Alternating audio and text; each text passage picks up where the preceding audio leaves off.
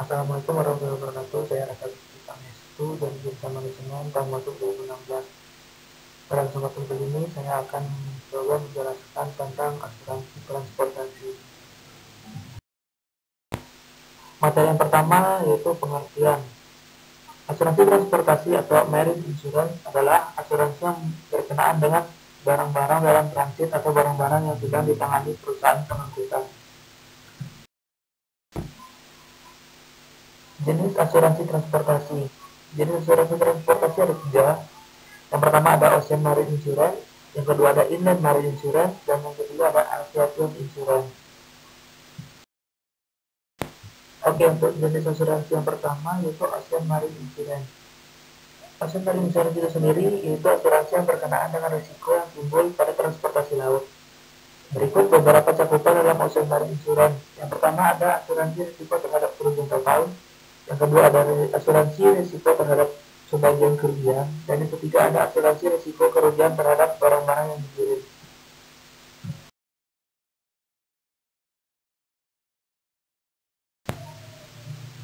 Berikutnya, objek Ocean Marine Insurance. Yang pertama ada alat-alat pengangkutan di laut, yang kedua barang-barang kargo, yang ketiga pendapatan, yang keempat kewajiban yang ditanggung oleh pemilik bertanggung jawab. Berikutnya penutupan Ocean Marine Insurance. Yang pertama itu kebakaran yang terjadi pada pengangkutan melalui laut, yang kedua kecelakaan di laut, dan yang ketiga kecelakaan lain yang diinginkan oleh tertanggung yang berkaitan dengan pengangkutan. Berikutnya input warranty. Dalam Ocean Marine terdapat beberapa prasyarat yang ada sebelum ketentuan dalam polisi Ocean Marine Insurance dapat berlaku. Kondisi prasyarat tersebut disebut input warranty. Ada beberapa input warranty yang penting, antara lain seaworthiness, definition, dan legality. Oke, yang pertama seaworthiness.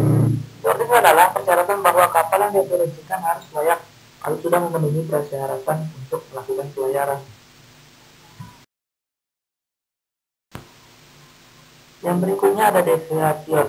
Artinya, kapal yang diasuransikan tidak mengubah atau beralih dari kondisi-kondisi pelayaran yang biasa ditempuh, yang meliputi antara lain jenis dan jumlah makan, jalur yang ditempuh, dan sebagainya. Berikutnya ada legality. Artinya bahwa semua kegiatan yang berkaitan dengan pengangkutan yang diasuransikan itu harus sah menurut hukum yang berlaku. Berikutnya materi tentang average. Average adalah kerugian atau kerusakan yang dapat dialami dalam pengangkutan melalui laut. Ada beberapa ketentuan dalam Ocean Marine Insurance yang menyangkut average, yaitu yang pertama General Average Loss. General Average Loss itu sendiri itu segala macam kerugian yang terjadi dalam pelayaran tertentu. Kemudian ada Particular Average. Particular Average merupakan kerugian tertentu yang mungkin terjadi dalam pelayaran tertentu. Yang ketiga ada Deductible Average. Artinya hanya sejumlah persentase tertentu dari setiap kerugian yang diderita yang ditanggung oleh penanggung. Yang terakhir yang keempat yaitu Average Limitation.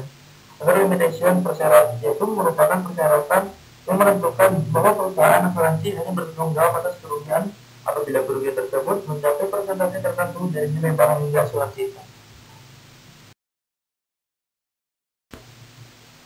Selanjutnya materi asuransi transportasi yang kedua yaitu Inland Marine Insurance.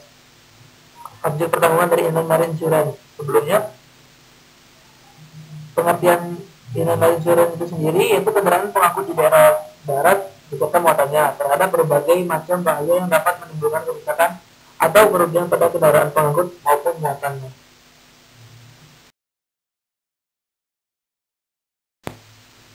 Bahaya dalam pengangkutan darat. Yang pertama ada bencana alam, yang kedua kecelakaan, yang ketiga penahanan atau penyitaan oleh pihak yang berwajib, yang keempat ada peperangan, sabotase, pembajakan atau rampasan, dan yang kelima ada kerusuhan, kekacauan, pemogokan dan lain-lain.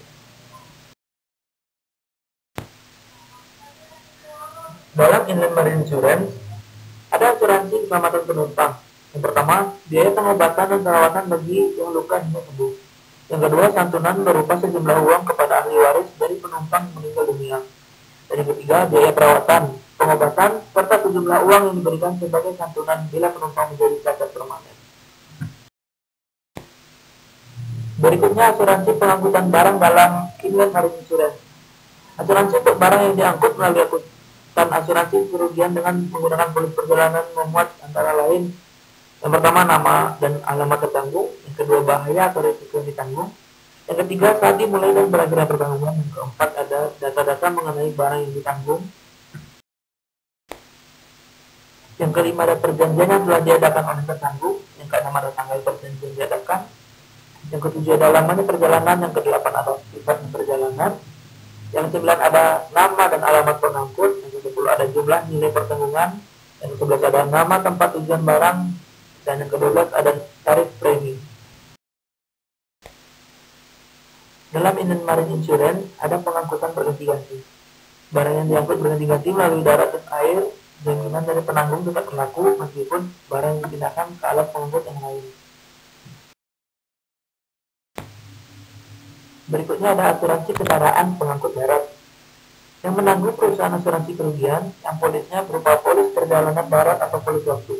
Bila menggunakan polis perjalanan, maka pertanggungan hanya untuk satu kali perjalanan, mulai dari tempat pemberangkatan hingga ke tempat tujuan. Dan materi yang terakhir dari asuransi transportasi yaitu aviation insurance. Aviation insurance adalah asuransi yang objek pertanggungannya adalah pesawat udara dan muatannya. Muatan itu termasuk penumpang dan barang terhadap kemungkinan bahaya yang menimpanya, baik yang terjadi di bandar udara maupun dalam penerbangan.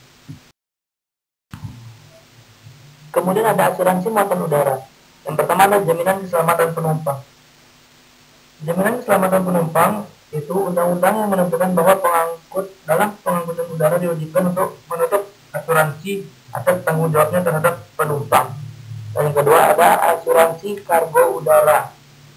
Merupakan asuransi atas barang-barang yang bukan bagasi penumpang yang diangkut pesawat udara yang melindungi pemilik barang terhadap kemungkinan bahaya yang menimbulkan kerugian atau kerusakan.